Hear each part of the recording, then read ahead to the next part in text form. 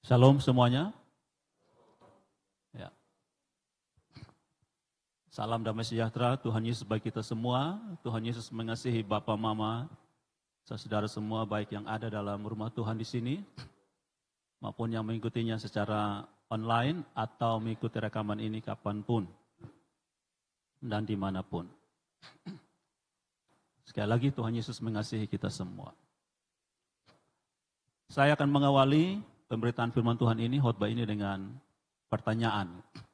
Pertanyaan ini pertanyaan yang klasik, sudah biasa orang tanyakan. Apa kabar hari ini? Luar biasa. Ada yang luar biasa, ada yang biasa di luar. Ya.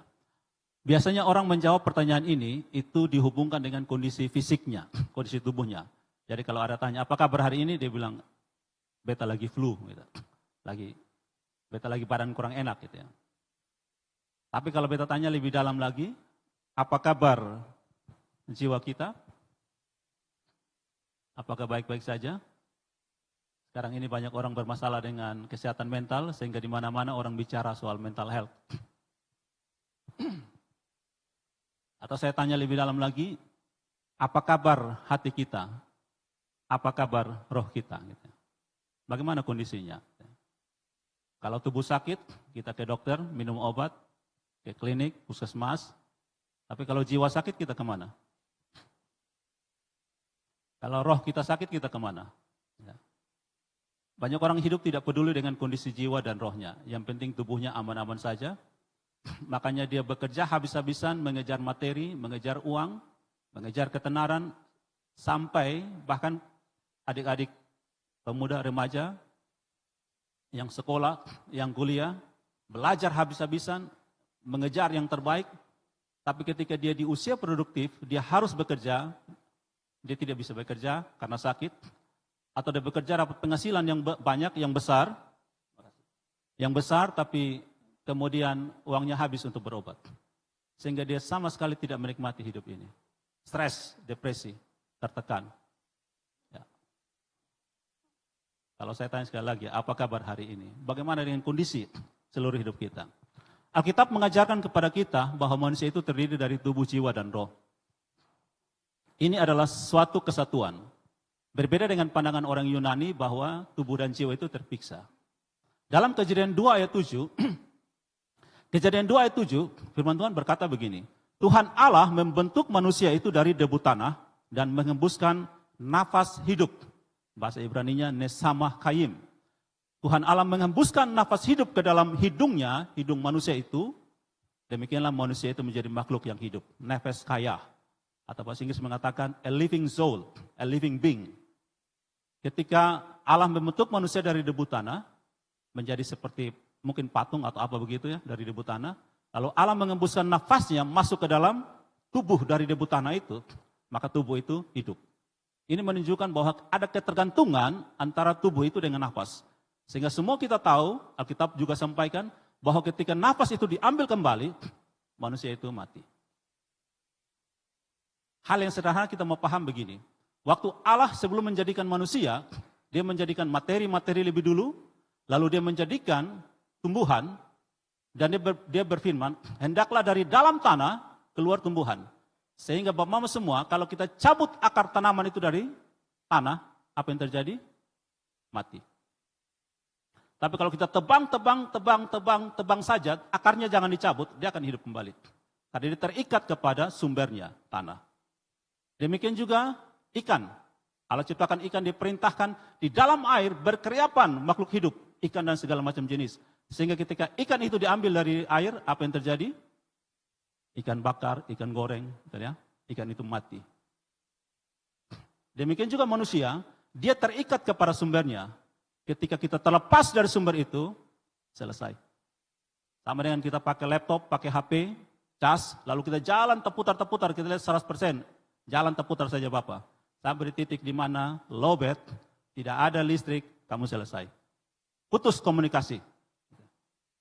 Nah, jiwa itu adalah tubuh yang bernapas. Ada orang mengatakan bahwa soul was a breathing body. Tubuh itu jiwa yang bernapas gitu. Karena nafas Allah ada di dalam situ. Sehingga ketika nafas itu diambil, dia selesai. Dan tubuh ini adalah ekspresi nyata dari jiwa. Coba Bapak semua mungkin ada yang sesekali atau kebiasaan gitu ya, munafik di depan orang. Hati sakit, apa kabar? Luar biasa, dahsyat, wah, yes. Tapi dia datang ke ibadat itu dia lagi berkelahi di rumah. Dan pulang ke rumah tidak tahu ada makanan atau tidak tahu mau kemana. Terlalu banyak agenda, stres dia. Tapi di depan orang dia tersenyum. Itu sebuah penderitaan yang panjang. Ada sebuah cerita tentang badut, clown. Di depan semua orang, dia harus tampil baik, makanya dia pakai topeng. Tapi ketika dia pulang rumah, dia bersedih. Dia berusaha menyenangkan semua orang, tapi tidak ada satu orang pun yang senangkan dia. Dan orang tidak mau tahu, lu mau kondisi apapun tetap di depan orang, kamu harus buat orang bersuka cita. Kalau Bapak Mama Saudara ikuti perkembangan artis-artis kita banyak yang seperti itu. Di depan kamera mereka harus tampil luar biasa, tapi orang tidak tahu mereka punya masalah pribadi. Nah, tubuh ini adalah ekspresi jiwa. Makanya kalau mau tubuh sehat, pertama-tama jiwa harus sehat. Tapi sekali lagi, banyak orang tidak peduli dengan tubuh. Dia hanya peduli dengan penampilannya saja. Apalagi kita di zaman digitalisasi, zaman medsos, kita semua sudah terperangkap dengan segala yang baik di depan medsos. Semua orang ketika dia mau tampilkan profilnya di medsos, selalu yang terbaik. Kecuali dia mau maki-maki orang. Tapi dia maki pun dia tunjukkan bahwa dia paling hebat. Gitu. Karena itu Bapak Mama Saudara, kita baca Alkitab, kita ketemu banyak sekali ayat dalam Alkitab yang berkata begini, mulutku memuji-muji Tuhan. Betul ya? Bertepuk tangan, angkat tangan.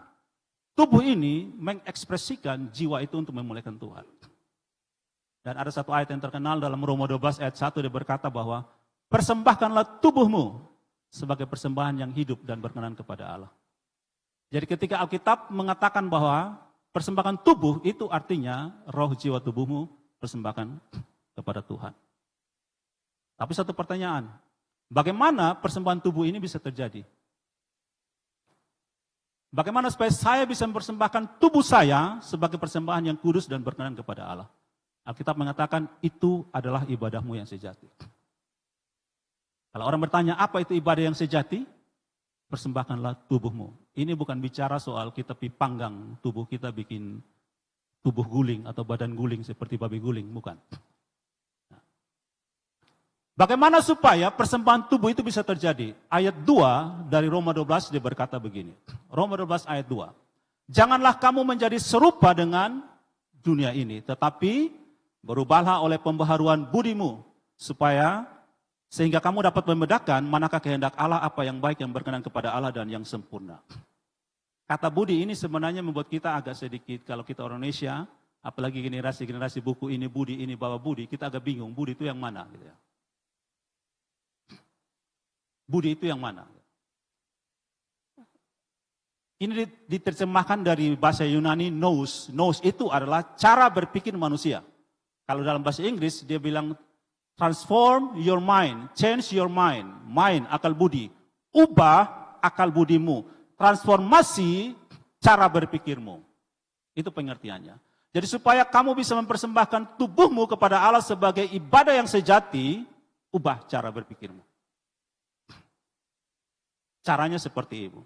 Nous atau akal budi itu adalah cara berpikir kita, kesadaran moral dan kemampuan untuk memahami kehendak Allah. Dalam Efesus 6 ada ayat mengatakan bahwa, Efesus 5, ya, berusahalah untuk kamu bisa mengetahui kehendak Allah. Khotbah Yesus yang pertama bicara soal transformasi cara berpikir. Dia sebut metanoia. Metanoia itu dari kata meta dan nous, metanoia. Ubah cara berpikirmu, sebab kerajaan Allah sudah dekat, kata Tuhan Yesus. Makanya dalam khotbah Yesus di bukit, dia juga katakan, kamu telah dengar firman ini, tapi aku berkata kamu seperti ini. Kamu telah dengar firman gigi ganti gigi, tapi aku berkata kepadamu, kasihilah musuhmu. Ubah cara berpikirmu. Nah, banyak orang mau beribadah, mau ikut Tuhan, mau masuk surga, mau menyembah Tuhan, tapi cara berpikirnya tidak berubah, tidak bisa. Kalau cara berpikir kita tidak berubah, maka kita akan selalu mendengar orang berkata begini, beribadah, tidak beribadah, sama-sama.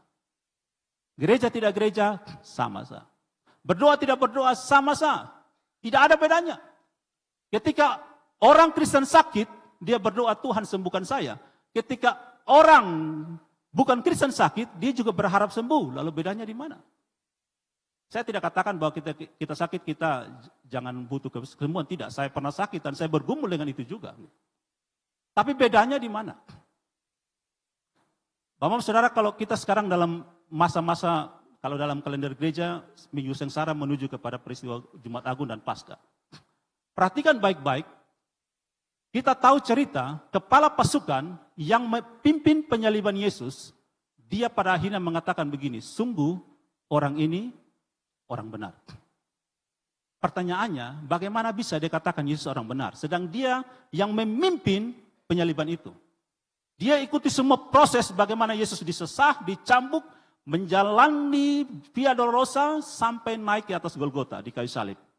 Tapi di titik terakhir di atas kayu salib, dia akui Yesus orang benar.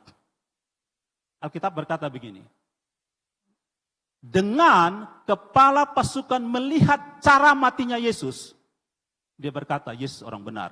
Cara matinya dengan orang-orang, dengan suami, dengan istri, dengan orang tua, dengan anak, dengan tetangga, dengan rekan sepelayanan melihat cara kita menderita, dia akan katakan, kamu benar.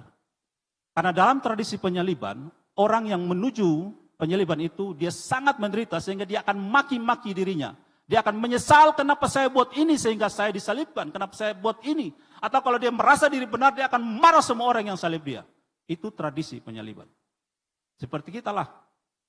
Coba kalau kita sakit, lalu tidak ada orang yang peduli kita, kita bikin apa? Kita akan marah-marah. Lu sakit, beta pilih lu tiap hari, tapi beta sakit, lu pernah datang. Lu susah, beta banting tulang bantu lu. Tapi beta susah, lu sorong muka. Itu lazim. Tapi kepala pasukan melihat Yesus punya kematian tidak lazim. Tidak ada satu kata pun yang keluar dari mulut Yesus, mulai dari dia dicambuk, disesah, sampai di atas kayu salib. Dan di atas kayu salib pun, kata-kata yang keluar dari mulut Yesus adalah kata-kata yang memberkati, bahkan mengampuni orang yang menyalibkan dia. Dengan cara matinya itu, dengan cara menderitanya itu, kepala pasukan ini katakan, Yesus benar. Ketika kepala pasukan menyatakan Yesus benar, otomatis, spontan saat itu dia katakan, Pilatus salah. Pemimpinnya salah. Yesus yang benar. Semua orang Yahudi yang berteriak, Yesus disalibkan, salah. Yesus yang benar. Sekarang pertanyaannya, bagaimana cara kita menjalani penderitaan kita? Masalah itu sesuatu yang pasti, tidak mungkin, tidak bisa dihindari. Pasti kita hadapi. Tapi dengan cara kita menghadapi itu, Yesus dalam closing statement-nya di khotbah di bukit, Matius pasal 7, ayat 24-27, dia bilang, kamu yang mendengar suaraku, tidak melakukan sama dengan orang yang bangun rumah di atas pasir. Kamu yang dengar dan lakukan sama dengan orang yang bangun rumah di atas batu karang. Sama-sama punya masalah yang sama. Hujan, banjir, badai. Sama. Tapi cara kamu meresponi hujan, banjir, badai, itu menunjukkan kamu berbeda atau sama dengan orang lain. Bagaimana caranya? Efesus 4 ayat 23 berkata begini. Efesus 4 ayat 23. Supaya kamu dibaharui di dalam roh dan pikiranmu. Jadi pikiran kita ini harus dibaharui. Sekali lagi ini pokok masalah kekristenan. Makanya Yesus itu menyebut orang yang ikut dia itu sebagai murid. Dan kita pun di dalam kekristenan kita sebut pemuridan. Kita semua adalah murid, harus belajar berpikir. Belajar itu dimulai dengan berpikir. Nah, totong ini jujur, pamalas berpikir. Sebegitu nah begitu selalu bikin tambah masalah lah. Tidak mau berubah. Manusia ini tidak mungkin menolak perubahan. Perubahan itu pasti terjadi. Nah, kita sampai kepada tema kita hari ini, bertumbuh dalam kasih karunia Allah, bertumbuh dalam kasih karunia. Kita lihat dalam 2 Petrus 3 ayat 17 sampai 18. Kita akan membaca dua ayat ini. 2 Petrus pasal 3 ayat 17 sampai 18. Bertumbuh dalam kasih karunia. Kita baca bersama-sama 1, 2, 3. Tetapi kamu, saudara-saudaraku yang kekasih, kamu telah mengetahui hal ini sebelumnya, Karena itu, waspadalah supaya kamu jangan terseret ke dalam kesesatan orang-orang yang tak mengenal hukum. Dan jangan kehilangan peganganmu yang teguh. 18. Tetapi bertumbuhlah dalam kasih karunia dan dalam pengenalan akan Tuhan dan Juru Selamat kita, Yesus Kristus. Baginya kemuliaan sekarang dan sampai selama-lamanya. Amin. Amin. Demikian firman Tuhan. Secara tegas ada 3 hal yang digarisbawahi dalam ayat ini. Yang pertama, waspadalah. Dulu ada acara RCTI ya, Bang Napi selalu bilang, waspadalah, waspadalah. Kejahatan terjadi bukan hanya karena ada niat pelakunya, tapi karena ada kesempatan. Itu kata Bang Napi. Waspadalah. Firman Tuhan katakan, waspadalah. Yang kedua, dia katakan begini, supaya, kenapa kita harus waspada? Kenapa saya harus waspada? Kenapa Bapak Mama dan saudara harus waspada? Supaya kamu jangan terseret ke dalam kesesatan orang-orang yang tak mengenal hukum dan jangan kehilangan peganganmu yang teguh. Dan yang ketiga dia ingatkan, bertumbuhlah dalam kasih karunia. Coba Mama ingat, pernah tidak Bapak Mama semua waspada? Tiba-tiba sendiri di rumah, ada bunyi malam-malam, ada bunyi-bunyi. Sudah ada orang tapi kok bunyi-bunyi. Bunyi di dalam, bunyi di luar. Di luar mungkin pencuri, di dalam mungkin setan. Waspada atau tidak? Atau santai-santai saja. Mungkin beberapa orang ya santai-santai saja gitu ya. Tapi kebanyakannya akan waspada bahkan tidak bisa tidur. Itu namanya waspada. Ya. Mengapa kita harus waspada? Gitu ya. Mengapa firman Tuhan itu datang melalui Rasul Petrus, dia menuliskan kepada orang-orang percaya saat itu, kenapa harus waspada? Dalam konteks surat 2 Petrus, waktu itu orang percaya sedang terancam dengan ajaran-ajaran sesat. Dengan ajaran guru-guru palsu, nabi-nabi palsu. Ajaran-ajaran ini mengancam jiwa-jiwa orang percaya untuk bertumbuh, tapi di luar kasih karunia. Bertumbuh juga, tapi di luar kasih karunia. Lalu mempersembahkan tubuh ini kepada dosa, bukan kepada Kristus. Konteks ini kita bisa tahu dari 2 Petrus 2 ayat 2. Coba tampilkan. 2 Petrus 2 ayat 2, firman Tuhan katakan begini. Banyak orang akan mengikuti cara hidup mereka. Siapa mereka? Guru-guru dan nabi palsu itu. Yang dikuasai hawa nafsu dan karena mereka jalan kebenaran akan dihujat. Banyak orang. Nah, Ketong ini kan sekarang punya masalah. Suara terbanyak yang menang, betul ya? Bukan suara yang paling besar, suara terbanyak. Jadi kusu-kusu pun menang. Ya tak usah berteriak, kusu-kusu saja. Kumpul banyak orang kusu-kusu, menang, suara terbanyak. Nah banyak orang mengikuti. Lalu anak-anak muda akan bilang begini, banyak orang ikuti kenapa besan buat? Dong semua bisa kenapa besan bisa? Nanti berasa aneh sendiri, orang pikir beta gila, kuno.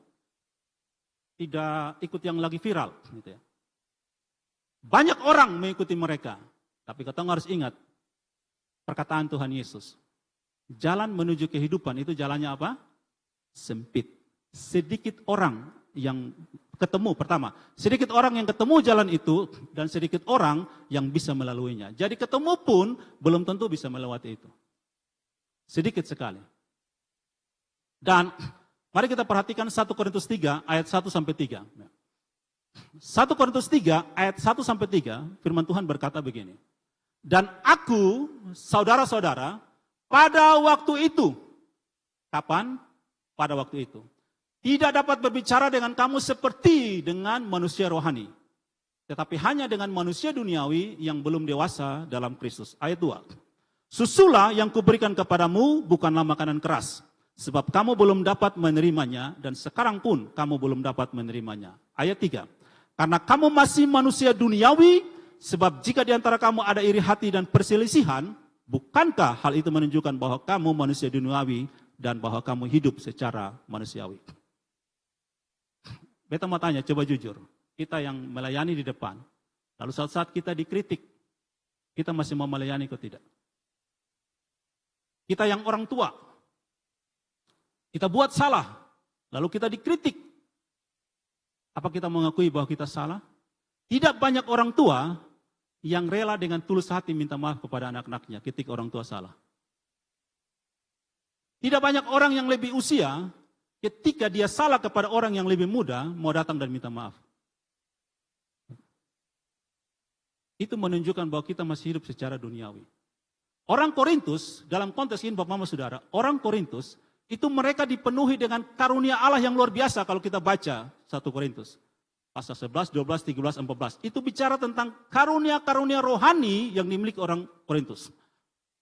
Sehingga dalam 1 Korintus 13, Paulus kritik orang Korintus, dia bilang begini, saya ini punya karunia berbahasa lidah lebih dari kamu. Kalau kamu punya karunia berbahasa roh dan segala macam itu, tapi kamu tidak punya kasih, tidak ada gunanya. Sama dengan gong yang berkumandang dan canang yang gemerincing. Beta yang saat ini Tuhan izinkan menyampaikan firman Tuhan pun, ini pukulan bagi beta. Beta boleh menyampaikan, tapi bagaimana beta punya kehidupan? Dulu ketika melayani di persekutuan doa, mengajari orang untuk berani jalan di gelap, tiba-tiba suatu kali beta sendirian jalan di gelap yang tempat itu terkenal dengan angker. Rasa-rasa mau lari. Ketika mau lari, seperti ada di hati bilang begini, lu ajar orang yang takut, kalau sekarang lu takut. Percaya di Tuhan, jalan.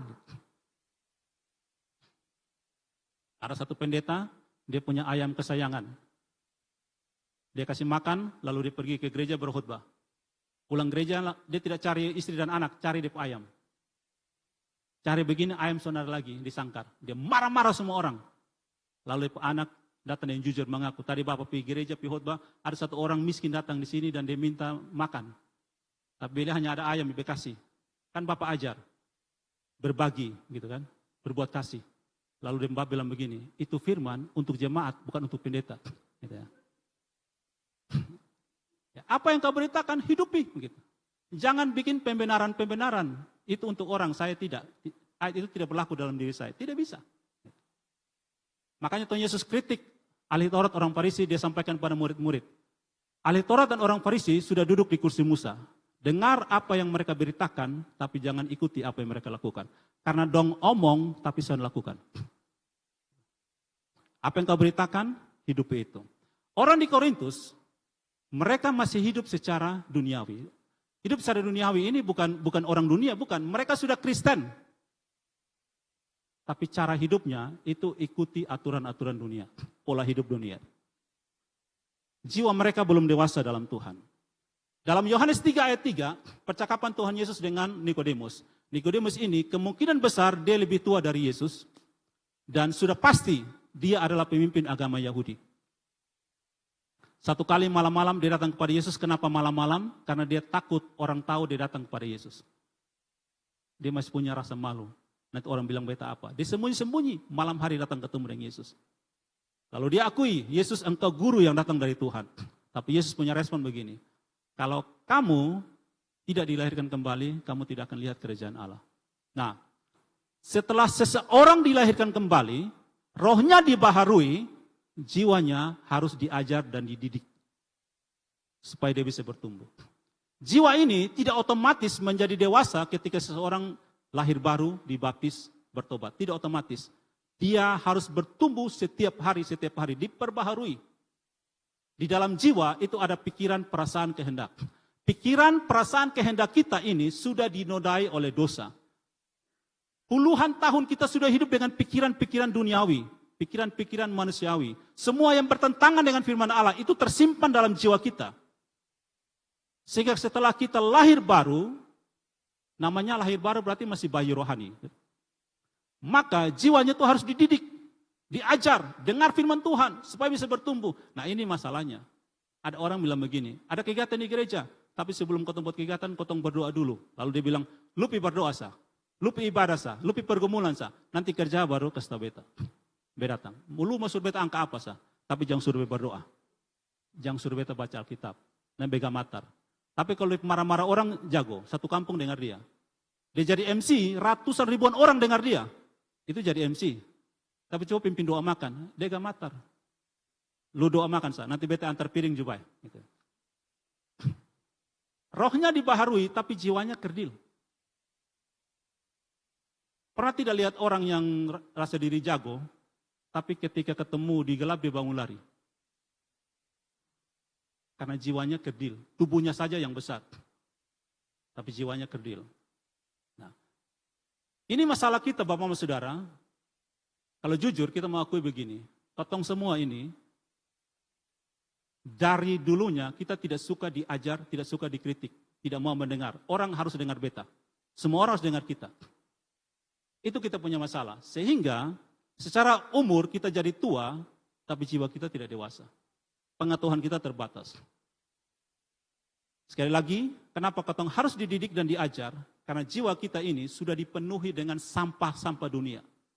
Sudah dipenuhi dengan pikiran-pikiran yang jahat.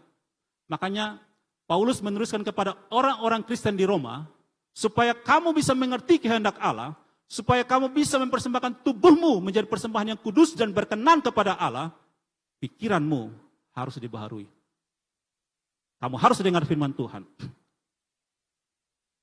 Makanan bagi jiwa kita adalah firman Allah. Ada satu cerita dalam Matius 4 ayat 4 ketika Yesus ada di padang gurun dan dicobai oleh iblis. Matius 4 ayat 4 itu percakapan terjadi setelah Yesus selesai berpuasa. Yesus berpuasa 40 hari. Sekarang bertanya Bapak Mama Saudara. Kalau orang setelah berpuasa boleh makan atau tidak? Yang biasa berpuasa boleh makan. Boleh. Tidak ada aturan melarang orang makan setelah berpuasa. Setelah berpuasa boleh makan. Kalau kita pergi ke dokter mau cek darah, dokter bilang puasa 12 jam. Tidak boleh makan, mungkin tidak boleh minum. Setelah itu ambil darah, lu makan sudah. Lu makan apa, lu makan sudah. Gitu. Tapi ketika Matius 4 ayat 4, jawaban Yesus kepada iblis. Iblis datang kepada Yesus berkata begini, karena engkau anak Allah. Kenapa iblis bilang karena engkau anak Allah?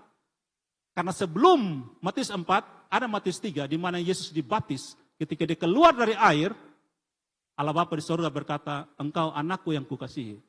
Kepadamu lah aku berkenan. Iblis dengar itu kata-kata mungkin. Langsung ditanya Yesus, karena engkau anak Allah, kamu lapar kan? Kamu sudah selesai puasa kan? Kamu punya kuasa kan? Kamu anak Allah, kamu punya kuasa. Ubah batu ini jadi roti, makanlah. Apa jawab Yesus? Manusia hidup bukan dari roti saja, tapi dari setiap firman yang keluar dari mulut Allah. Banyak ketong ini membenarkan keadaan, lalu melakukan sesuatu yang salah. Alasannya membenarkan keadaan. Kenapa lu pukul dia? Dia pukul beta lebih dulu.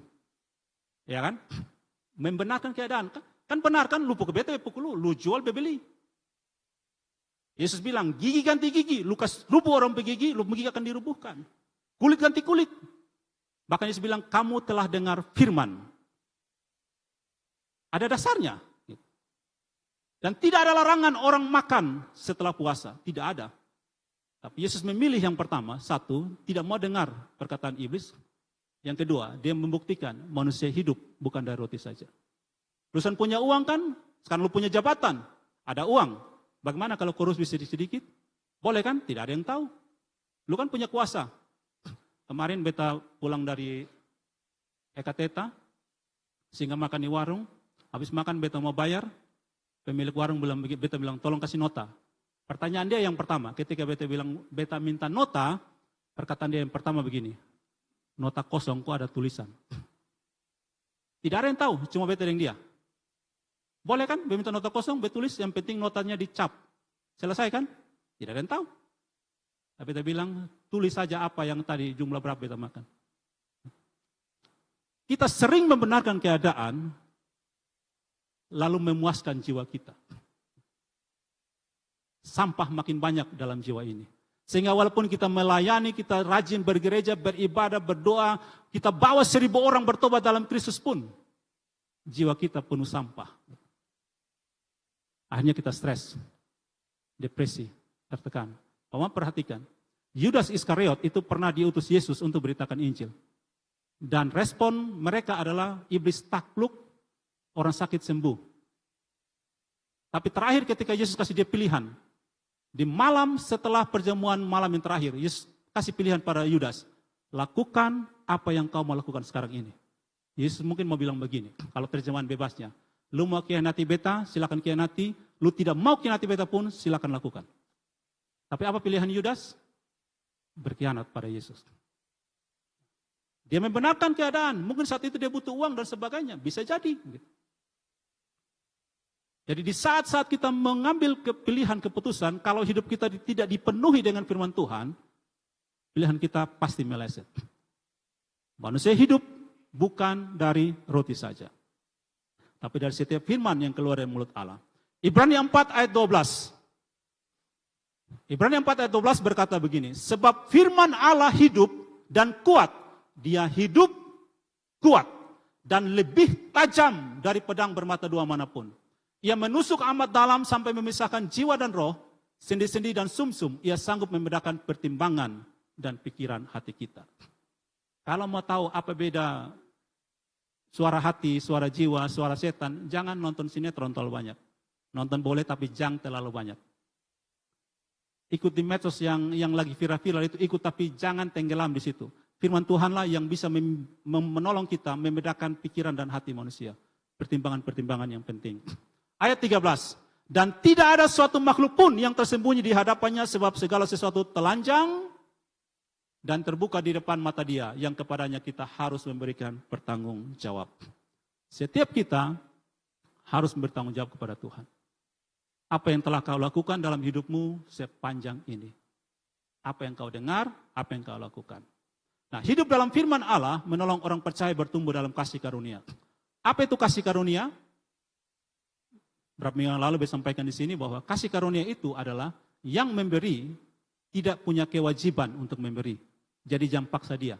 Dia tidak punya kewajiban memberi. Yang menerima tidak punya hak menerima. Jadi jangan sok-sok. Tuhan, ingat toh, bisa melayani sekian tahun. Minta 1 kali, 1 kali sah, besok biasa 2 kali nah. Kalau 2 kali, 3 kali nah sudah, Tuhan atur sendiri, besok mau melayani lagi. Tidak bisa. Kita tidak punya hak untuk menerima. Bahkan Yesus pernah bilang pada murid-murid, setelah kamu menyelesaikan segala sesuatu, dengarkan baik-baik. Setelah kamu menyelesaikan segala sesuatu, hendaklah kamu berkata, pertama, kami adalah hamba-hamba yang tidak berguna. Kami hanya melakukan apa yang harus kami lakukan. Tidak lebih dari itu.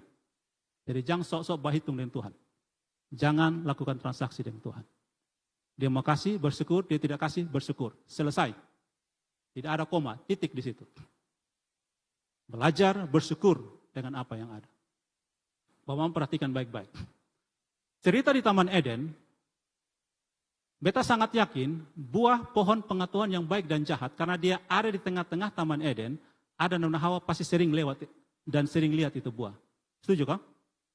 Setuju. Tapi perkataan bahwa buah itu menarik hati hanya terjadi ketika Hawa berbicara dengan iblis. Iblis menggoda dia dan Hawa merasa bahwa kayaknya buah-buah yang lain tidak lebih dari ini.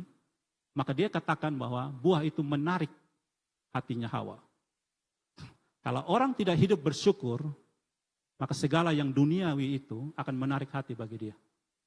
Dia tidak bersyukur atas pasangannya, maka pasangan orang lain menarik hatinya. Dia tidak bersyukur atas rumahnya, maka rumah orang lain akan menarik hatinya. Dia tidak bersyukur atas pekerjaannya, maka pekerjaan orang lain menarik hati. Maka dia mulai mengingini harta milik sesama. Belajar bersyukur atas apa yang Tuhan berikan kepadamu. Maka kamu akan menikmati hidup ini. Dan jiwamu akan bersuka cita dengan apa yang Tuhan karuniakan kepadamu.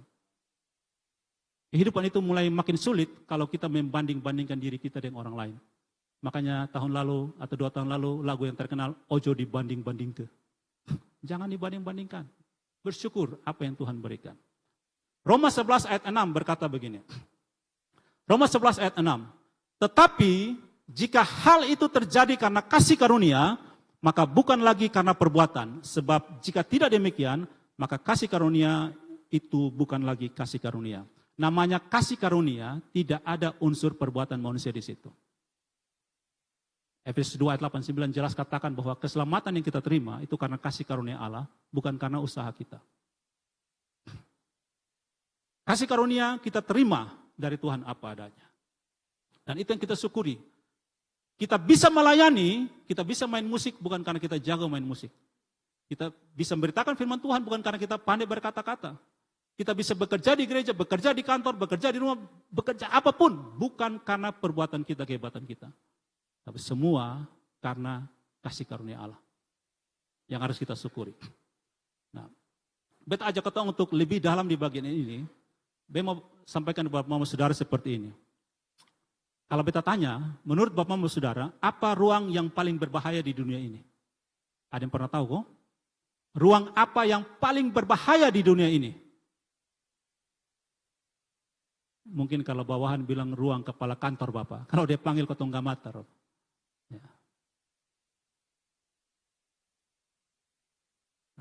Menurut beta, ruang yang paling berbahaya di dunia ini adalah ruang Maha Kudus. Kenapa ruang Maha Kudus? Kalau lu masuk tak salah di situ lu mati, selesai. Karena di ruang Maha Kudus, imam besar dia masuk, dia bertemu dengan Tuhan. Salah prosedur, selesai. Makanya imam besar, misalnya besok dia mau masuk ke ruang Maha Kudus, ini malam dia bikin perpisahan dengan keluarga. Istri anak-anak dong, tolong doakan, nah ini kata-kata terakhir. Dan besok kalau masuk tak salah, bisa selesai. Gitu. Jadi ada cerita tradisi, ini tidak dalam Alkitab tapi tradisi. Kalau imam besar masuk ke ruang Maha Kudus, maka dia punya kaki itu akan diikat dengan tali. Lalu talinya sampai di luar ruang Maha Kudus. Supaya kalau terlalu lama, orang akan tarik itu tali, mungkin dia mati. Ya, kalau dia mati, tidak boleh masuk mati juga. Makanya dong tarik dengan tali. Makanya Bapak ingat cerita Sakaria, ketika dia masuk ruang Maha Kudus dan terlalu lama, orang kan bertanya-tanya, jangan sampai dia mati di dalam. Tapi tidak ada yang berani masuk. Masuk mati. Imam Harun, dia punya tugas kalau masuk ke ruang Maha Kudus, dia akan mengikuti begitu banyak prosedur untuk menguruskan dirinya. Setelah selesai itu SOP, pengurusan diri, prosedur itu, lalu dia akan potong korban, sembelih korban untuk dia ampuni dia punya dosa, ampuni dosa jemaat, baru dia masuk ke dalam. Nah, berbeda dengan Yesus Kristus. Mari kita baca Ibrani 7 ayat 27. Ibrani 7 ayat 27. Yang tidak seperti imam-imam besar lain, yang setiap hari harus mempersembahkan korban untuk dosanya sendiri, dan sesudah itu barulah untuk dosa umatnya, sebab hal itu telah dilakukannya, yaitu Yesus Kristus, satu kali untuk selama-lamanya ketika ia mempersembahkan dirinya sendiri sebagai korban. Imam besar tiap tahun, tiap hari harus mempersembahkan korban untuk dirinya. Baru korban untuk orang lain. Tapi Yesus Kristus, dia lakukan sekali untuk selama-lamanya. Sekali untuk selama-lamanya. Tidak ada ulang-ulang. Sekali untuk selama-lamanya. Ini terbukti di atas kayu salib ketika Yesus katakan begini. Ada 7 perkataan Yesus di kayu salib. Salah satu perkataannya dia katakan, tetelestai. Sudah selesai. Apa artinya itu? Ketika beta mencoba mendalami ini, apa arti tetelestai? Beta menemukan beberapa hal-hal yang sangat luar biasa beta berbagi kepada Bapak Mama semua. Tetelestai itu, tentunya itu bahasa Yunani, dia punya arti sudah selesai atau telah tuntas. Kata-kata ini menunjukkan begini, sesuatu yang terjadi di masa lalu, tapi dampaknya selama-lamanya. Seterusnya, dia terjadi hari ini, dampaknya sampai kapanpun. Contoh, penggunaan kata tetelestai dalam kehidupan sehari-hari di orang pada zaman itu, Yunani termasuk di Yahudi pada saat itu. Dalam dunia bisnis, kalau orang sudah bayar hutang, kita punya hutang di bank, cicilan di koperasi, kita lunasi, maka kita akan dikasih cap tetelestai. Hutangnya sudah dibayar. Berarti seterusnya tidak punya hutang lagi. Atau dalam dunia hukum peradilan, kalau orang dijatuhi hukuman, misalnya 1 tahun, 2 tahun, 3 tahun, dan setelah masa itu selesai, dia jalani hukuman, maka dalam catatan kriminalnya, dia akan ditulis tetelestai. Hukumannya penuh. Atau dalam dunia keagamaan, kalau orang-orang mau datang bawa korban ke bait Allah, dicek oleh imam, cek, tidak bercacat, bisa layak untuk dipersembahkan, dikasih cap tetelestai. Sehingga ketika Yesus di atas kayu salib dia katakan tetelestai, semua syarat untuk orang diselamatkan selesai, lunas. Makanya ada 1 Korintus 6 ayat 20 dia bilang, dosamu sudah lunas dibayar. Kamu sudah dilayakkan. Tidak ada lagi cara apapun yang bisa kamu lakukan supaya kamu dilayakkan oleh Tuhan. Tetelestai. Yesus sudah menyelesaikannya. Ini jelas dalam Yohanes 19 ayat 30. Yesus dia berkata, tetelestai. Semua tuntutan hukum Taurat supaya orang dibenarkan. Hukum Taurat kan di prinsip dibenarkan karena perbuatan. Kalau kamu lakukan semua tuntutan hukum Taurat, kamu benar. Yesus sudah penuhi semua itu, sehingga siapa yang percaya kepada dia beroleh selamat. Yohanes 3:16 jelas-jelas katakan bahwa orang yang memandang kepada Yesus yang ditinggikan di kayu salib, memandang kepada dia, berarti percaya bahwa dia menjadi korban kita, dia menggantikan kita, kita percaya itu, firman Tuhan bilang beroleh hidup yang kekal. Jadi semua syarat untuk manusia diampuni dosa, semua syarat untuk manusia dilayakan di hadapan Allah, semua syarat untuk manusia bisa menikmati hadirat Allah, Yesus sudah tuntaskan. Sehingga sekarang ini kalau kita mau menikmati hadirat Allah, tidak perlu masuk ke ruang Maha Kudus. Tidak baitnya sudah terbelah. Tidak perlu lakukan bawa lagi korban-korban untuk penghapusan dosa. Kita semua sudah diampuni. Kita bisa menikmati hadirat Allah kapan saja, di mana saja, dalam keadaan apapun. Nah dari sini, ini kebenaran yang beta mau sampaikan berkaitan dengan tema kita, bertumbuh dalam kasih karunia. Yaitu, ketika kita datang kepada Allah di dalam doa, perhatikan baik-baik, ketika kita datang di hadapan Allah dalam doa, berdirilah di posisi pemenang, di posisi kemenangan. Bapak ingat cerita Yesus dan Barabas, sama-sama diperhadapkan. Pilatus memperhadapkan Yesus dan Barabas, lalu tanya kepada orang Yahudi, siapa yang kamu mau aku bebaskan? Semua orang berteriak, Barabas. Kenapa Barabas bisa diselamatkan? Kenapa dia bisa bebas begitu saja? Karena posisi dia diambil oleh Yesus. Yesus berdiri di posisi Barabas, dia bebas. Posisi kita sebagai orang yang berdosa, posisi kita sebagai orang yang tidak layak, posisi kita sebagai orang yang terpidana terhukum di hadapan Allah, diambil oleh Yesus. Maka kita menjadi orang yang merdeka. Dibebaskan dalam dosa dan dilayakan. Sehingga ketika kita datang kepada Tuhan, berdiri di posisi pemenang, kita tidak akan katakan begini, Tuhan layakan saya. Tidak. Karena semua syarat untuk dilayakan sudah Yesus lakukan. Yang kita katakan begini, Tuhan terima kasih, saya sudah dilayakan. Karena darah Yesus Kristus. Kita tidak datang meraung, kita berbuat dosa, oke, kita datang minta ampun, iya. Tapi sadarlah, tidak ada lagi korban untuk pengampunan dosa. Tapi kita katakan, Tuhan saya berdosa, saya akui saya berdosa, tapi hari ini, saat ini saya bersyukur, saya sudah diampuni karena darah Yesus. Itulah berdiri di posisi pemenang. Kalau tidak demikian Bapak-Bapak Saudara, sadarlah. Kita akan diintimidasi oleh iblis. Karena kita masih berpikir, apa yang harus saya lakukan supaya saya dibenarkan? Apa yang saya harus berdoa ribuan kali untuk saya diampuni? Jadi doa itu seperti mantra. Saya harus kasih korban apa lagi Tuhan? Dulu beta berpikir waktu masih sekolah. Kalau beta mau ujian kenaikan kelas, mau ujian lulus, hari Minggu beta akan gereja 3 kali. Jam 6, jam 8, jam 5 sore. Tujuannya apa coba? Biasa kan ibarat gereja 1 kali toh. Ini 3 kali mama. Supaya Tuhan pikir, wah ini anak sebuah korban, nah dia lulus sudah. Ditambah tidak belajar lagi. Gitu. Dulu beta di sekolah beta sering berdoa gini, Tuhan besok kerja PR, ini hari guru jangan tanya PR. Yang luar biasanya terjadi, guru tidak omong soal PR. Tuhan, beta terlambat, tapi beta berdoa pas beta pun kaki, injak gerbang sekolah, baru lonceng berbunyi. Betul, padahal dari rumah jam 7 pagi. Ini doa salah kok benar ya, Tuhan yang lebih tahu. Mungkin Tuhan kasihan dia juga. Kita berpikir bahwa perlu ada korban yang ditambah-tambahkan supaya kita layak. Tidak, sudah selesai. Ibrani bilang korbannya sudah tuntas. Sekali untuk selama-lamanya. Makanya 1 Yohanes bilang begini, ketika kita berdosa, ingat ada perantara yang esa. Dia itu setia. Kamu mengaku dosa, kamu diampuni. Jadi jangan berpikir, kan kita kalau buat dosa, coba Bapak Mama mungkin pernah alami, buat dosa, lalu berdoa 1-2 kali.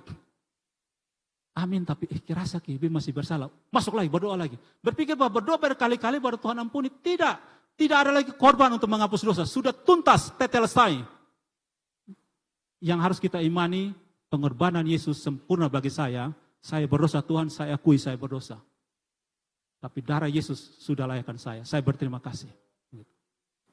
Kalau kita berdiri di hadapan Tuhan sekali lagi, berdiri di posisi pemenang, maka iblis akan sulit untuk goyahkan kita. Tapi kalau tidak, dia akan intimidasi kita. Lu son layak, lu hidup lu lihat. Lu hidup kacau, lu baru habis lu son tenang toh. Kan lu hidup kacau, lu berdosa, lu son layak lagi. Ancur sudah, bikin ancur. Kita akan terus diintimidasi. Gitu. Dan kita akan semakin sulit dalam posisi itu. Sekarang bertanya Bapak Mama Saudara. Penyakit apa yang tidak bisa disembuhkan? Kira-kira sakit apa?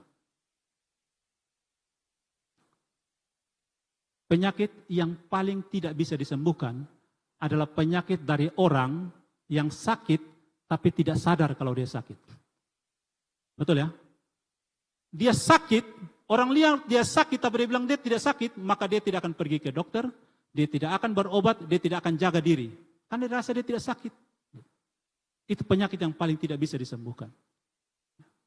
Kalau jiwa kita bermasalah, tapi terasa baik-baik saja, itu parah. Itu parah. Itu seorang gila. Orang gila, kan dia tidak sadar kalau dia gila. Justru dia bilang kita yang gila, lu yang gila bukan beta. Makanya ada berapa orang gila berkumpul suatu tempat, lalu orang gila baru masuk, dia makan puji, orang gila lama bilang, lu baru gila, saya sombong. Besok gila sekian lama, saya santai-santai. Nah, dong tidak sadar. Kita lihat orang gila, kita bilang orang itu gila, dia lihat gitu, dia bilang kita yang gila. Ya siapa yang gila gitu. Orang yang gila itu yang sakit tapi tidak sadar bahwa dia sakit. Menurut Ayub, dia bilang kepada istrinya, kamu itu perempuan gila. Kategori Ayub, orang gila adalah orang yang hanya mau terima yang baik-baik saja dari Tuhan. Tapi yang tidak baik dia tidak mau terima. Itu menurut Ayub. Kalau menurut orang lain dia bilang begini, orang gila adalah orang yang mau dapat hal yang berbeda tapi masih lakukan hal yang sama. Dia mau dapat jodoh tapi tiap hari tak kurung di rumah. Akhirnya menikah dengan boneka di medsos. Mau kok dapat apa? Kok dia tiap hari di rumah, harus jalan-jalan keluar gitu.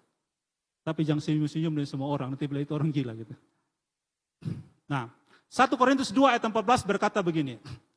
1 Korintus 2 ayat 14. Tetapi manusia duniawi tidak menerima apa yang berasal dari roh Allah, karena hal itu baginya adalah suatu kebodohan. Dan ia tidak dapat memahaminya sebab hal itu hanya dapat dinilai secara rohani. Orang yang hidup di luar Tuhan akan mengatakan orang dalam Tuhan itu bodoh. Orang yang hidup di luar Tuhan, yang tidak mengerti perkara-perkara rohani, lalu melihat orang yang tidak punya kerja, berdoa, dia bilang lu gila. Itu berdoa karena mungkin lu bisa dapat kerja. Makanya orang sering bercanda begini, doa yang paling ampuh adalah doa makan. Amin, coba bikin acara coba. Habis acara pas mau sesi ramah tamah, doa makan paling manjur. Amin, makanan sudah di muka. Orang yang tidak, beta kasih contoh gini Bapak, misalnya ada orang yang tidak suka musik, tidak bisa buat lagu, lalu beta cerita misalnya, Tuhan kasih beta talenta musik, beta bisa buat lagu dalam 1 menit. Ketika datang inspirasi, 1 menit lagu jadi. Dia akan anggap itu kebodohan, karena dia tidak mengerti. Sama dengan orang yang paham arsitek gitu. Dia bisa bangun rumah, atau dia bisa gambar misalnya. Potong yang tidak paham ini, wih, gambar apa tidak jelas-jelas. Ada satu lukisan, itu dijual 1 miliar. Seorang pendeta datang, dia pun teman bilang begini, coba lu lihat ini lukisan. Bagus sekali. Ini pendeta dalam hati bilang, bagus apa, kok hanya kecat lempar-lempar sah. Lalu ini orang bilang gini, ini lukisan sudah dijual, 1 M, pembelinya sudah ada, sudah dibayar. Dia makin heran lagi. Bagi pendeta ini, itu kebodohan, karena dia tidak mengerti. Tapi bagi orang yang tahu seni, lukisan, wih luar biasa. Ketika kita tidak memahami perkara rohani, maka perkara rohani itu adalah kebodohan bagi kita. Ketika orang tidak bisa menikmati indahnya berdoa berjam-jam dengan Tuhan, lalu dia diajak untuk berdoa, dia anggap itu kebodohan. Orang yang malas gereja tapi sukses, lihat kita yang gereja dan miskin melarat ini, dia bilang bosan terlalu bodoh. Habis waktu di gereja, tidak ada gunanya. Lu lihat besok gereja saya, lu maaf kasih. Itu kebodohan. Nah, supaya kita tidak bodoh, belajar firman Tuhan. Berharap kasih karunia Tuhan dalam Roh Kudus untuk kita dibuat mengerti. Ingat, Bapak Bapak Saudara semuanya, tidak ada orang bodoh yang lulus ujian. Setuju kah? Menurut Amsal 1 ayat 7, orang bodoh menghina hikmat dan didikan. Dia tidak akan pernah lulus ujian. Pak Mama bisa buktikan, beta tidak hakimi, tapi Pak Mama buktikan, setiap kita tahu sisi lemah kita. Hari ini kita minta ampun, kita bertahan 1 minggu, minggu depan kita bikin dosa lagi. Minggu depan minta ampun, bulan depan kita akan berdosa lagi. Kita akan terputar di situ sampai kita lulus ujian. Dan orang yang meng-approve, orang yang membuat validasi, orang yang memberikan membuat apa? Sah. Ini orang sudah lulus ujian adalah orang terdekat kita. Bagi suami istrinya, bagi istri suaminya, bagi orang tua anak, bagi anak orang tua. Orang terdekat kita yang tahu kita lulus ujian atau tidak. Bukan orang jauh di sana. Tiap hari baklai di rumah, suatu saat ada biasa masalah terjadi yang akan memicu baklai, dia diam sah. Langsung pasangannya bilang, Mama sudah lulus ujian, Bapak sudah lulus ujian. Tiap hari jalan, kalau lihat ini jalan raya mulai maki-maki orang, belok, habis belok baru sen, marah-marah. Tapi satu kali, tidak lagi, langsung dia bilang, oh ini orang sudah lulus ujian. Kalau tidak, kita akan terputar di situ. Dan Bapak Mama Saudara, bagian terakhir. Ada satu hal yang Tuhan dan iblis, menurut beta kira-kira ya, ada satu hal yang Tuhan dan iblis akan sepakat, tidak diambil dari manusia. Dalam hal ini Tuhan dan iblis sepakat, yaitu masalah. Tuhan dan iblis sepakat jangan ambil masalah dari manusia. Masalah itu akan dipakai oleh iblis untuk mencobai kita, tujuannya menjatuhkan kita. Tapi masalah dipakai oleh Tuhan untuk menguji kita, tujuannya untuk membuat kita tahu kemampuanmu sampai di mana dan memastikan kamu sekarang sudah naik level. Itu masalah. Sehingga Tuhan, Bapak Mama kalau berdoa, Tuhan ambil masalah ini, angkat beban ini. Tuhan bilang, no, X, tidak. Sekarang bertanya Bapak Mama semua, ini kursi ini kira-kira anak umur 1 tahun bisa angkat atau tidak? Pasti kita semua sepakat tidak.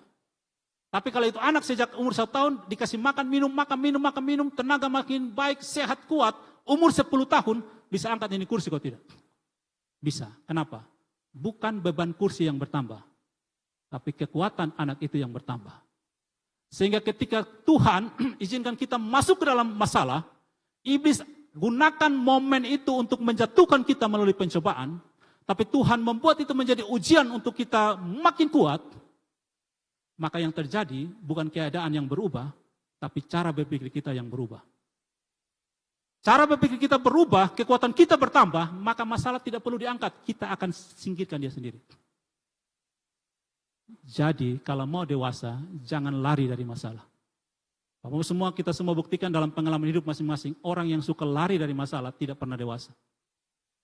Tapi hadapi masalah itu. Tapi sebelum hadapi masalah itu, bergumulah dengan Tuhan. Sekali lagi, kalau kita hadapi masalah, Tuhan tidak terlalu tertarik untuk angkat masalah dari kita. Makanya jangan berdoa angkat masalah itu. Karena Tuhan tidak terlalu tertarik. Tapi dengan kita menghadapi masalah itu bersama Tuhan, cara berpikir kita akan berubah. Dan kekuatan kita akan bertambah dengan terus menghadapi masalah. Coba tiap hari kita dorong-dorong Oto. Oto makin noy kok tidak? Bukan, tapi lengan kita makin kuat. Lengan kita makin kuat. Coba olahraga. Lari tiap hari, jalan lari 1 kilometer, lari. Bukan itu lintasan yang makin pendek jadi 1 meter. Tapi kekuatan kita, maka kita bilang, awal-awal 1 kilometer susah, tapi sekarang mari potong 3 kilometer. Karena sudah terlatih.